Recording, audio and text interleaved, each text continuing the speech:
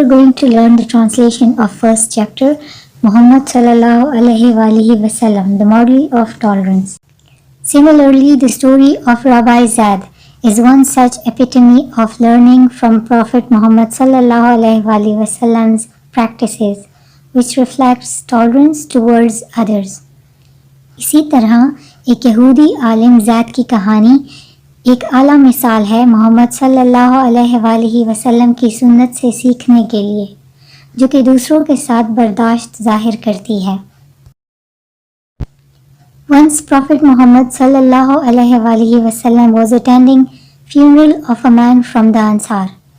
एक दफ़ा पैगंबर मोहम्मद सल्लल्लाहु अलैहि वसल्लम अंसार के एक आदमी के जनाजे में शरीक थे.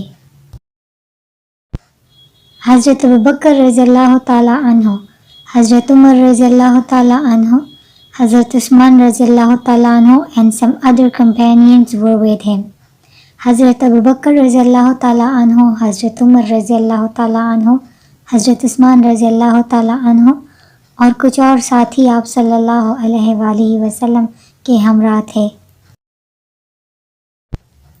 After the funeral prayer, the Holy Prophet sallallahu alaihi wasallam sat down close to a wall and a Jewish rabbi, Zaid ibn Sanna, came towards him.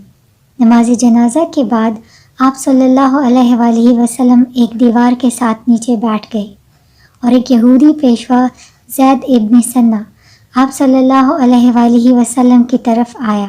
Don't forget to like, share, and subscribe Angliopedia.